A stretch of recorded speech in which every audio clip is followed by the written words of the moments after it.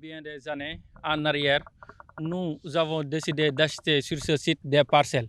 Avant d'acheter ces parcelles-là, nous étions entrés en contact avec la mairie qui nous avait assuré de la légalité de l'achat de ces parcelles-là. Nous les avons acquis de façon très légale et depuis 2019, il y a plus de environ 253 personnes qui sont venues sur ce site et acheter des maisons.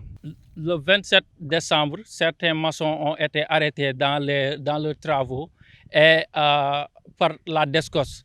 Une fois l'initiative prise d'entrer en contact avec la DSCOS, le commandant de la DSCOS nous a assuré que ce site a été démoli par l'APIX pour être donné aux impactés du terre.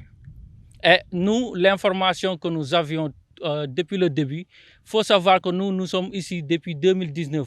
Et les impactés du terre sont ici que depuis 1 an, voire 1 an et demi. Et il y avait bien une frontière définie entre les deux sites. Le site des impactés du terre et les lotissements de parcelles que nous avons légalement acquis. Ils ont décidé un bon matin, unilatéralement, sans discussion, sans préavis, sans avertissement, de venir faire une extension de leur site sur notre zone.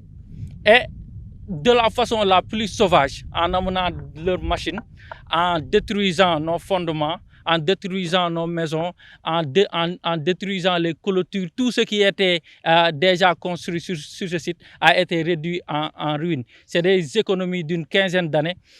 Dans le collectif, il y a beaucoup de personnes depuis ce jour qui sont tombées en dépression. Là, je vous parle de 253 personnes. 253 personnes qui œuvrent dans le secteur informel. L'APIX, en détruisant les bâtiments annexes à notre zone, a dit que la proposition sur la table pour nous dédommager est à hauteur de 1 000 francs par mètre carré. Ce qui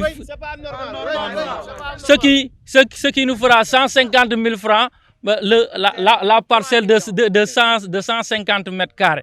Ce qui est pour nous aberrant.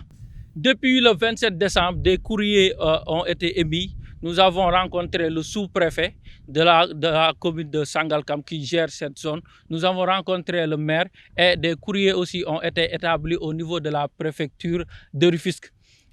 Nous avons rencontré beaucoup d'autorités, mais toutes les portes nous ont été fermées, en commençant par le maire, qu'on accuse d'être en complicité avec l'APIX. Toutes ces destructions-là ne pouvaient pas se faire sans l'aval du maire Ndiagne Diop. Ce que nous réclamons, c'est que l'APIX, la Socabek et la mairie de Bambilor qu'ils nous laissent avec notre site. Nous voulons retrouver nos terrains. Et même mieux, les destructions qui ont été opérées, qu'ils nous remboursent jusqu'au dernier centime toutes les destructions qui ont été faites sur ce site-là. Là, nous sommes au tout début de nos plans d'action. D'autres plans d'action vont venir et je peux vous assurer que tout le monde entendra parler de nous.